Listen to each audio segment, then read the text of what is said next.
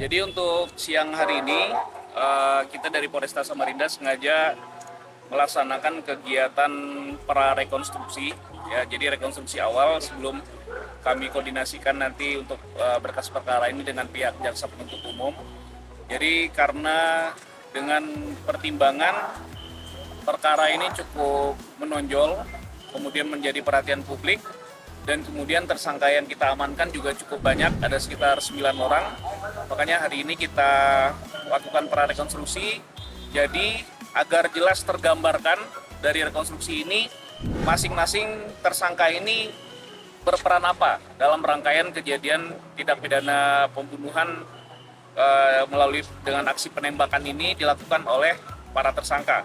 Jadi kalau misalnya yang bertindak sebagai eksekutor, dia memulai kegiatannya di mana, kemudian standby-nya di mana, itu semuanya bisa tergambarkan dari kegiatan prarekonstruksi ini. Termasuk juga nanti tadi rekan-rekan bisa lihat dari ada yang sebagai pengawas yang menunggu di depan tempat hiburan, kemudian juga ada yang standby di mobil dan sebagainya. Tadi sengaja makanya kita lakukan. Tadi ada sekitar 42 reka adegan yang sudah dilakukan oleh para tersangka sesuai dengan pengakuan dari para saksi dan para tersangka ini. Jadi mulai dari THM News ya, kalau rekan-rekan tadi mengikuti, jadi perencanaan awalnya itu di THM News, kemudian baru dari THM News semuanya baru bergeser ke depan THM Crown. Nah setelah ini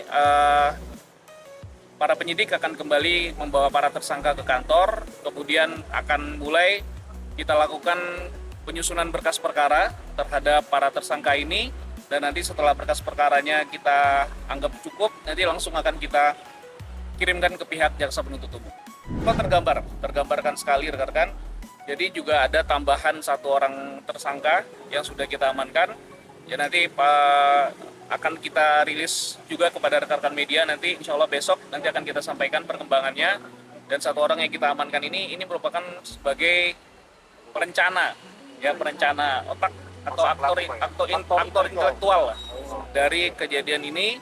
Jadi yang memerintahkan si eksekutor mulai jalan, kemudian yang mengumpulkan para pelaku lainnya yang bergeser dari Muse kemudian mengajak ke sini, itu semuanya nanti sudah kita amankan juga, dan nanti akan kita sampaikan update-nya ke teman-teman media semuanya. Pak, ada indikasi bahwa mereka ini bayaran gitu Pak? Sampai saat ini belum ada indikasi bayaran ya. Indikasi mereka semuanya memang karena solidaritas lah ya, solidaritas mungkin antar teman ya. Harusnya tidak seperti ini cara solidaritasnya, tapi ya karena sudah terjadi ya mau tidak mau tetap kita lakukan pemeriksaan sesuai dengan aturan hukum yang berlaku semuanya. Pak, penegasan berarti ada 4 kali tembakan, 1 kali ke udara, berarti 5 kali Pak total?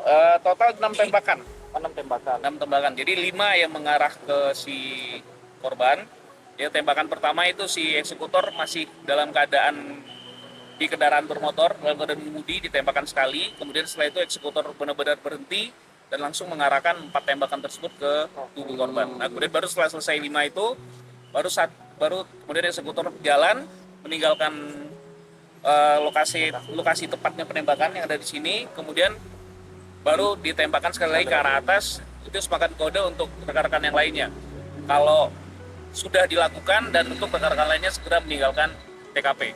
Untuk motif kami pastikan sudah merupakan dendam ya, merupakan dendam dari kelompok para tersangka ini yang dilakukan kepada si korban. Jadi ini merunut kejadian kalau rekan-rekan mungkin tahu di tahun 2021 ya. Jadi tahun 2021 di bulan Juni kalau saya nggak salah itu 2021 juga ada penembakan ya, pembunuhan yang kalau nggak salah TKP-nya di mana? Ahmad Dahlan Pak. Ahmad Dahlan. Ahmad Dahlan ya, di Ahmad Dahlan. Nah, yang meninggal itu adalah salah satu teman dari kelompok si pelaku ini ya. Bahkan ada beberapa pelaku ini ya juga merupakan saudara dari, masih punya hubungan keluarga yang cukup dekat dengan pihak korban yang meninggal di tahun 2021 yang lalu.